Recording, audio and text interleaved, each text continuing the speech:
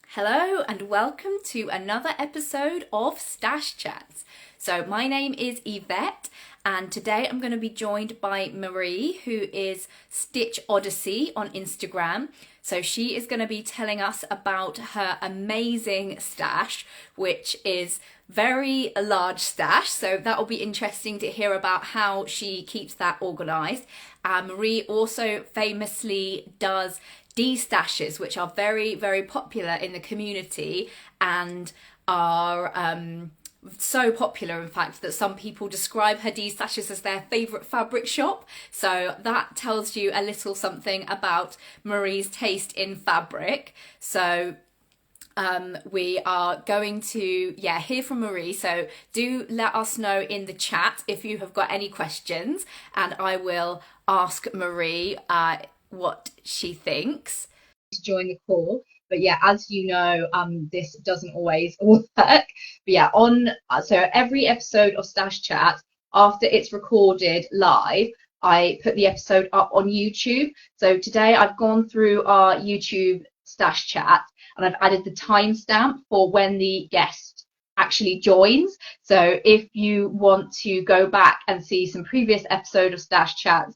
and you want to get straight to the juicy bit and you don't want to hear my intro, then go to our YouTube channel and there'll be the timestamp for when the guest joins.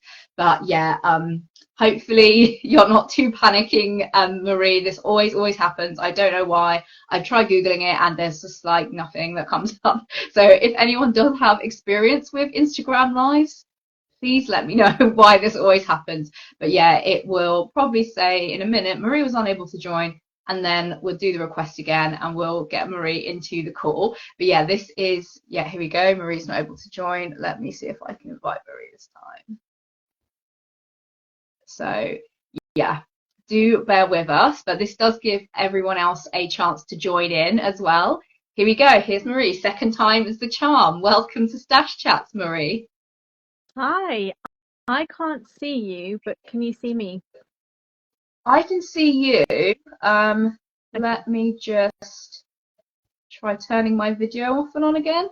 Is that anything? Um, no, I still can't see you, but yeah, as long as you can see me, I guess.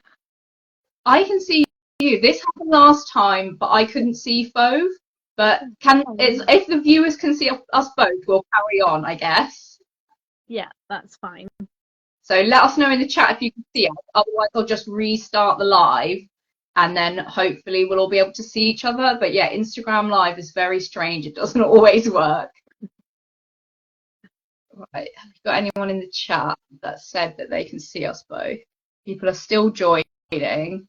So Yeah, Cat yeah, says okay, we can. Cat and Claire, like, they can see us both. Cool. So you're happy to carry on just screaming into the void, Marie? I'll just be looking at myself, very narcissistic, but what can you do? Sometimes that's good though, because then you can make sure you're not making a very strange face.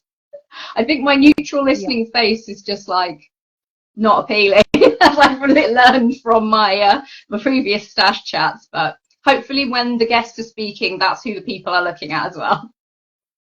yeah, that sounds good. So, do you want to just start off by just telling us a little bit about yourself, Marie, like when you got into sewing and what you like to make? Yeah, so I think I started sewing about 14 years ago or so. Just a friend introduced me to it, and I decided to go along to one of these, like evening classes at a college type thing. And then I was hooked from then.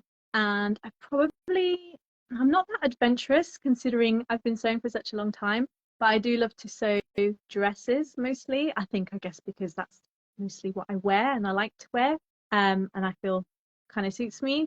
So yeah, I've got a room full of fabric and I mostly sew dresses, but I am gonna hope to expand that a little bit more, kind of, yeah, when the sojo comes back.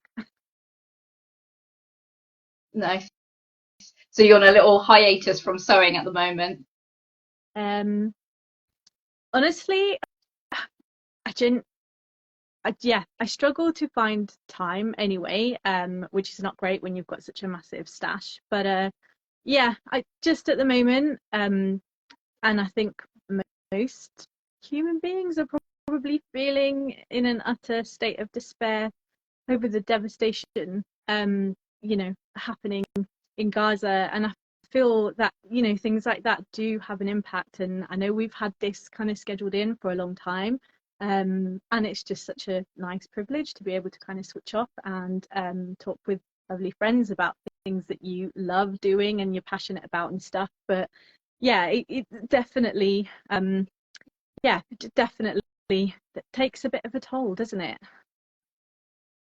Yeah, it's sort of like an emotional strain that is sort of there all the time. Like it's a bit kind of overwhelming sometimes, isn't it? So Yeah, yeah, sometimes absolutely. it's And good I'm sure just lots of people are feeling it. But as you say, like it is, it is a privilege that we can sort of, you know, take some time to unwind and kind of focus on very nice things. So thank you for having me. And I hope you're feeling better, by the way, as well, because I know you said you were poorly this week. So thanks for doing this. yes, I think it was just food poisoning. So Oh, I'm like completely better today, but I was just really rough for like 2 days. But yeah, just I'm fine now. So just food yeah, don't poisoning. worry. Yeah, Oh gosh. Well, I'm I glad you're say better. that because I I tend to like catastrophize. So as soon as my stomach was hurting, I was like, oh my gosh, my appendix is exploding. This is it for me. I'm gonna have to go to hospital. And my husband's like, I think you just have food poisoning. Like it's gonna be okay. Like we'll talk to the doctor if this carries on. But yeah, anyway, I'm fine now, so I don't think my insides have exploded. So yeah, Good. there we Good, go. good. So would you like to describe your stash for us, Marie? Um, Large, overwhelming, um, beautiful. Um, yeah, it's mostly overwhelming if I'm honest. It's completely self-inflicted. It's my own fault. I whittle it down with all these giant destashes that I do, and then it grows again. By it grows, I mean I buy more fabric because it's clearly a bit of a problem. Um, and I've convinced myself, right? I'm convinced that the reason I grow the stash is so that I can then destash and literally play at having a fabric shop. Because I think deep down that would be the ultimate dream, sourcing and selling fabrics. But I'm pretty sure it's a very saturated market, and very very tough work from all the other indie sellers that we know have done such an amazing job to kind of stay afloat, especially in recent years. So I don't say that lightly, but I do wonder whether there's a tiny part of it where I get to play shop and just pretend that I own a fabric shop or something weird like that. Maybe you could like, I don't know, you could get fabric shops to hire you as a consultant or something as their buyer because I feel like people just love your fabric taste and like I've heard people say that your D stashes are like their favorite fabric shop. They do tend to do really well, and people, sort of often are a little bit disappointed because they weren't fast enough and things kind of went really quickly. So, yeah, if anybody's watching who would like to have a consultant or clearly someone with a very great taste in fabric on their team, please get in touch because I genuinely think that might be my calling in life. So, yeah, please do. I think as well, like, don't know, correct me if I'm wrong, but you have like, you often buy a lot of fabrics that are sort of dead stock or like limited range. So then when they come up in your D stashes, people are like, oh, this is my chance. I missed out. Yeah, and I promise that's not on purpose, but I think a lot of the kind of dead stock or limited stock kind of fabrics are um quite oh God, great. It's good, isn't it, on a live, just forgetting words, how to speak. Um they're statement pieces, aren't they, a lot of times, and that's kind of what I'm attracted to. So yeah, they're always going to be popular, but I definitely am a bit of a magpie. I like colourful prints, but then that doesn't always correspond with what I feel confident in wearing. So there's a real kind of um, yeah, disconnect there with what I buy and then what I might actually wear. I'm sure other people feel that as well, but yeah, it's I don't understand it fully. Yeah, I think this leads on to a question that we had from Anne Marie, who said, "How do you decide what to destash?" Because they're clearly a big fan of your destashes. They said they've bought from you several times. So is it like things that you think, oh, I really love it, but I'm not sure about wearing it? Yeah, I think it's mostly that, and it just want to say a huge thank you, obviously, to everybody who buys from my D stash, because a lot of times I put that money towards vet bills for the various animals I seem to be collecting along the way, and the recent one helped to fund a ridiculously expensive cat flap for Flash because we have a glass door, so the glass has to be replaced. So I'm really genuinely really grateful that people like the destashes and buy from me. But yeah, I do think it probably is. I get excited if I see an interesting print and just think, oh gosh, yeah, I'd love to wear that. I'd love to make something in that. And then because I buy faster than I can sew, things kind of stay in the stash for quite some time. And then, when you're reviewing things, your taste change, or you might buy something thinking it's going to look great, but you hold it up against yourself and actually the colors just don't do you any favors. So yeah, it's not because I don't love them anymore. It's just more a case of I should probably let somebody else make something with that because I might never get round to it, or it doesn't suit my, what I wanted it for anymore. Yeah. Do you find it takes like an emotional toll to like let go of things? Um, sometimes, yeah, and I think that's why things stay in my stash for a while because I do genuinely buy things that I love at the time, or that I associate with particular, I don't know, time in life or memories and stuff.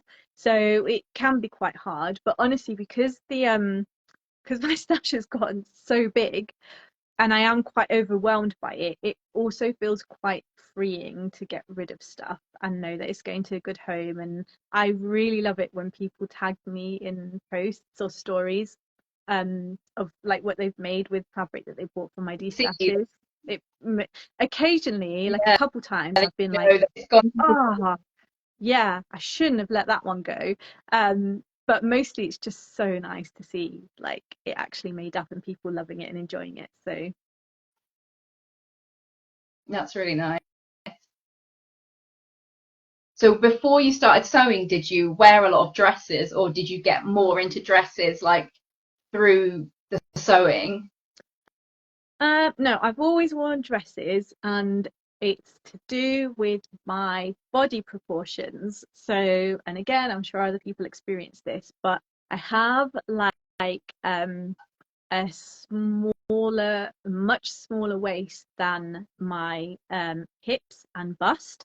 So I would absolutely love to be the kind of person who could wear like a cute skirt with like a little top tucked in or something like that. But skirts, because they don't have a crotch, they just ride up on me because they just kind of go higher and higher and higher, and then they just sit right under my boobs.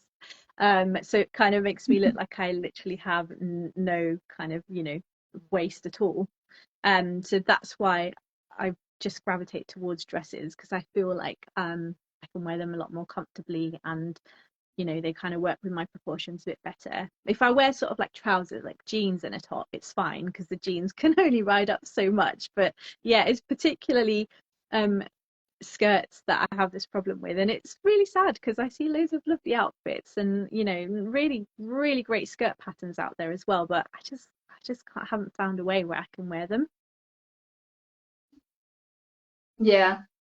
I've enjoyed your styling videos that you've done recently, like with your like Rhea dress that you styled for autumn winter. So when you wore it with like the jumper over the top and stuff. So then you're kind of getting a skirt type look, but without actually the faff of dealing with a skirt up in your bra.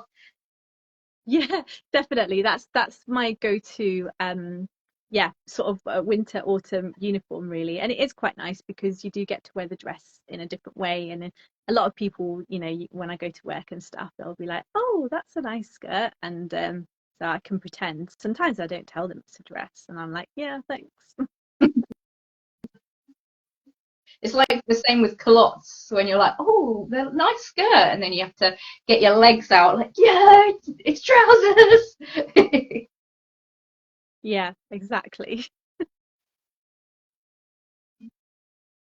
So how do you store the fabric in your stash? Um, I think I sense a Kallax unit behind you. yeah, can you see? Yeah, So I so yeah, kind of it's I think it's maybe two or three calyxes stacked up together, so it's floor to ceiling, which is just really, really bad. Um, and I fold certain fabrics and other fabrics I roll. So the ones behind me that you can see, they're all rolled because they're viscoses and they're so much easier for me personally to kind of get in and out if they're kind of rolled and to just store because yeah, trying to sort of like slide them in and out when you folded them is like a nightmare. But there's other fabrics, you know, like cottons and yeah, mostly sort of like the non-slippery, non-drapey wovens that I'll kind of like fold and stack because then I can just take them all out if I want to or try and prize one out. But yeah, I'm not a that's a good idea particularly to have it sort sorry, continue. of, sorry, It's what are you because I saying? can't You're see not, you. It's so weird. I'm just like, I can see myself with just a little black box above. So I'm just really sorry if I'm like being really delayed in speaking or then speaking over you. it's fine, don't worry. And what were you saying? You're not I'm just particularly. not a very organized person, and I think that's a problem when you have hey, mate, oh, Flash is here. Um, yeah, when you have sort of like a big stash, it's just very basic. I haven't got any like cool tips or yeah, I know I think Claire is on this live stream and she's just absolutely full of ideas and tips and just cool ways of being organized and doing things. And I'm not a gadget person and I'm not a very organized person. So yeah, staying on top of stuff like this is just it's the very I just do the very basic. When it comes to your destashes, then you have to kind of rummage through everything and figure out what you've got, and or do you have it sort of in your mind what you might like to let go? Kind of depends what mood I'm in and what's motivating the destash. Like sometimes I'll feel super overwhelmed and I'll just be like, everything has to go. I have to be really, really just, you know, brutal and just get rid of it all. So then I just start pulling piles out, or I'll kind of like go kind of like square by square and just set like an arbitrary thing of a third of all of these must go. But then I'll be like, oh no, well I can't let go of that one, and I really love this one, and that one's not going anywhere. So it kind of just depends what mood I'm in and what's motivating the destash. So do you have fabrics that you like, but then you're sort of put off sewing them for various reasons? Yes. Yeah, I think we've all got fabrics that are we you know we either deem too precious or not even in a monetary value. You know, it could be sentimental reasons or just because you really, really love that fabric. Like some of the fabrics I'm really scared of cutting into are often like inexpensive, but they're just a really lovely print that you know might be dead stock or I know I wouldn't be able to find again. So I'll kind of like hold on to them and just be too scared to do anything. Yeah. So how do you decide which fabric to use when you're ready to start a project? Um, Good fun. I really envy people who buy fabric with a project in mind. I think that's just incredible. What honestly, absolute goals. What a way to be. So sometimes I can spend quite a lot of time pulling out loads of different fabrics just to see what will go with a pattern. And then I think I've decided on one, and then actually I change my mind. But other times, the minute you kind of like think, oh, I want to make this dress, you know exactly which fabric kind of springs to mind, or occasionally I will buy fabric with a pattern in mind. But yeah, sometimes it's a little bit of a kind of trial and error of, you think you know what you want to make, and then you kind of put the two together and it's like, oh no, I don't think this is going to work out. So yeah, no real rhyme or reason. Yeah. Just utter chaos. You've got a big resource to choose from, so you can really like feel your way around and what you fancy making. So are there any collection, or is it very print heavy? Oh my God, it is. Oh, sorry, can you repeat that again? Because you cut off a bit. Sorry, I said is in your collection.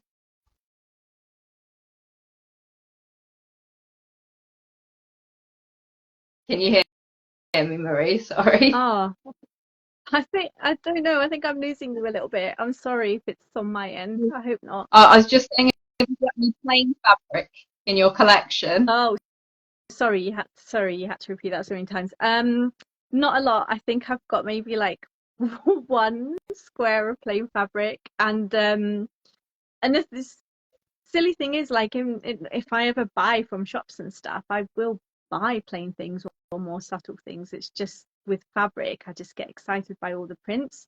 And that's, I think, half the issue, because then you're like, well, will I actually wear that? Or will I have the confidence to wear that? Or do I want to wear that? And is it going to clash with everything else? But yeah, it's mostly prints and, colours, bright colours and stuff.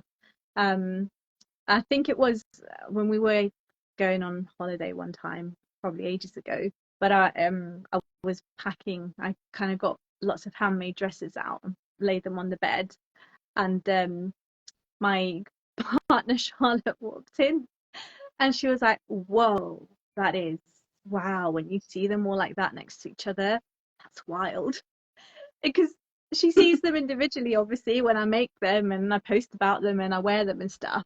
And individually, I guess they're kind of, the print stands out and they're bright enough. But she was assaulted, I think, by the range of them. None of them, it's not like a capsule wardrobe. Each one is like a statement piece on its own. So that made me chuckle. And it kind of summarized my makes up really well. Yeah, that's your stash as well, isn't it? It's just like every piece is a statement piece. How many statements can you make, Marie? I know. Amazing. I don't understand it fully myself. That's incredible, though, that you've got a massive stash of maybe one piece that's plain. Yeah. It's really hard to buy plain fabric online, though, because you don't know if it's going to like feel nice, and then if it looks plain and it doesn't feel nice, like what has it got going for it? Yeah, exactly. Thank you, Yvette. That's exactly it. And also color wise as well. If it's a print and it's not exactly what you expected, it will probably still be okay. But if it's a solid and it's not what you expected, like greens and blues online can look quite, off. And I do most of my shopping online. Where I live, we don't really have many or any real like fabric shops left really now.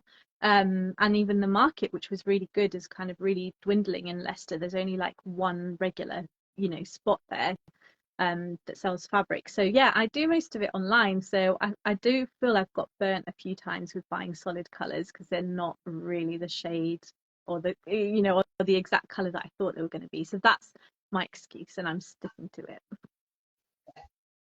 Well, especially if you're buying it to go with other things specifically, and then it's not the right color, you're just like, ugh. I mean, probably it would go with something in your style.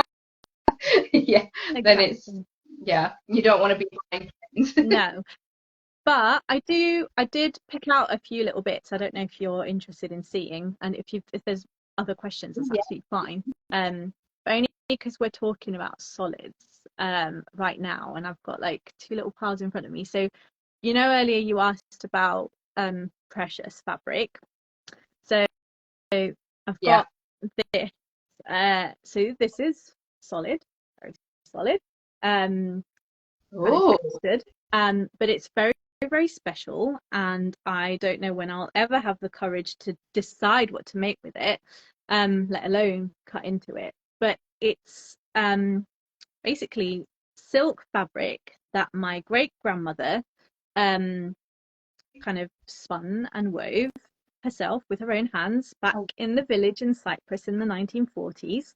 So she kind of nurtured and grew the silkworms, and then, uh, yeah, just made this fabric, and she made it as she made a lot of it, and she made a lot of it into sort of bedding and kind of homeware stuff, as a dowry for my grandma and her three sisters. So like when they got married, they had something to impress their husbands with, and I'm pretty sure my granddad was not impressed with, all of this stuff. But we got well, I got to inherit a lot of it.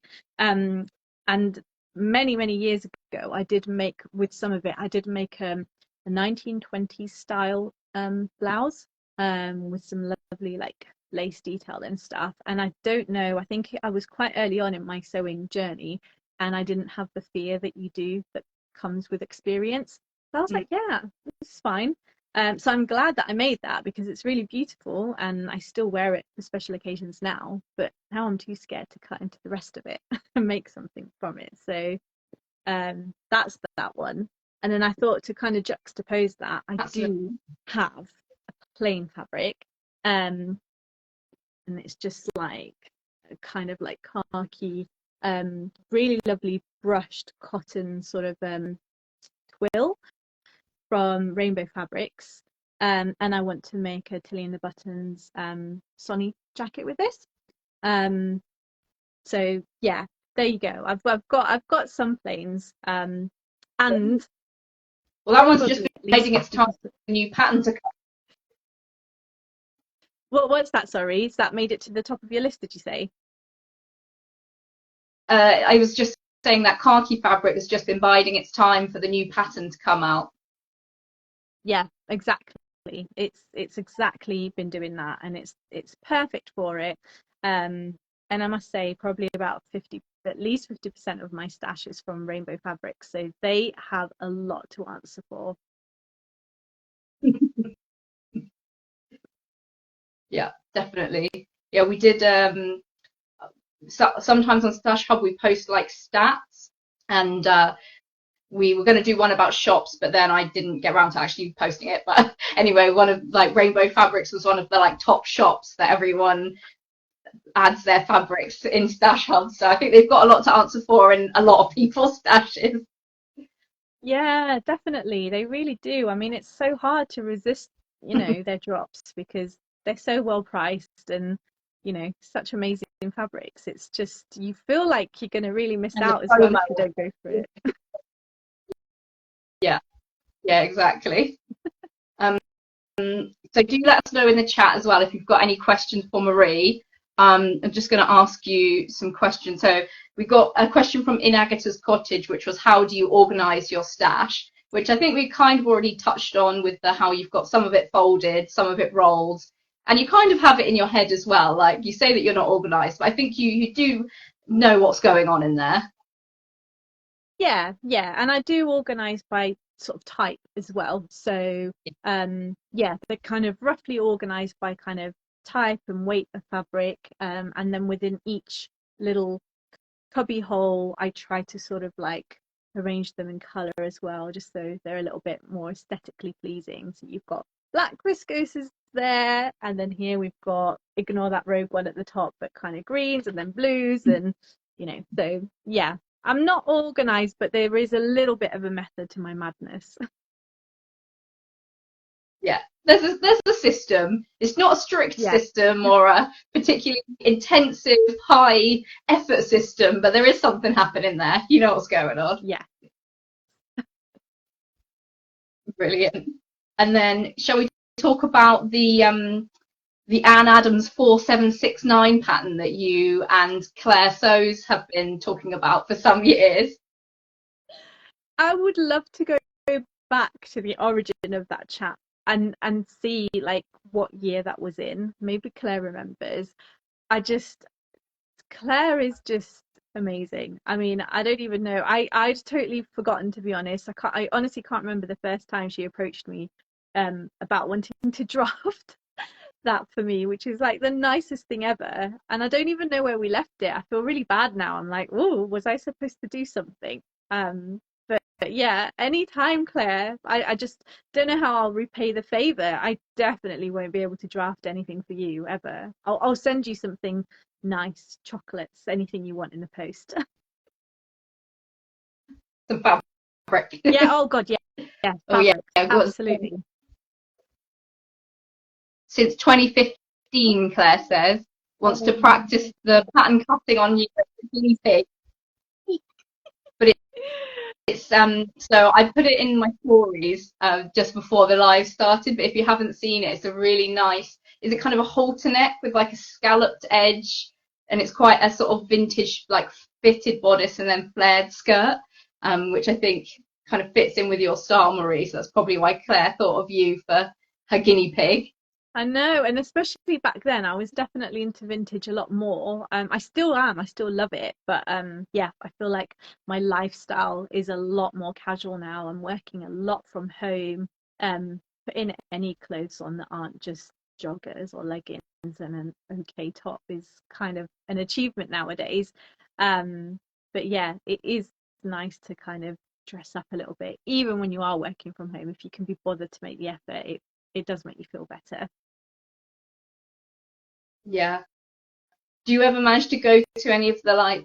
Oh, Claire says it would be cute as a summer top with jeans. So Yeah, there you go. yeah, I think so too, Claire. Okay, well, thank you for remembering. Well, we have to make this happen, don't we? Yeah. You're going to have to set up a sewing date and then book a holiday, and then you're all set. Yeah, sounds good.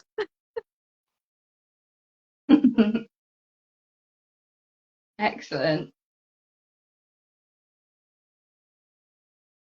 So, have you got any more fabric that you wanted to show us, Marie?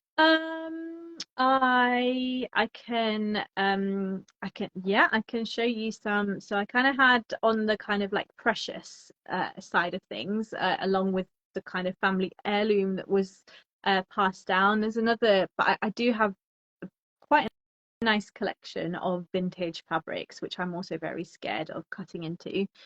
So this is a really beautiful sort of viscose type fabric that was passed down to me by my great aunt. And it's got this lovely sort of like nautical print on it, and it's just really soft and beautiful. But yeah, way too scared to do anything because that's sort of like 1930s, That's 1940s. vibrant colours. It's coming up That's more vibrant than vibrant it colours for like actually. a vintage. Yeah, like it is. It's Yeah, in it's really lovely condition amazing. because she looked after it so well. And then this is a piece that I bought. It wasn't given to me. It's like a 1950s, no, sorry, 1940s like border print.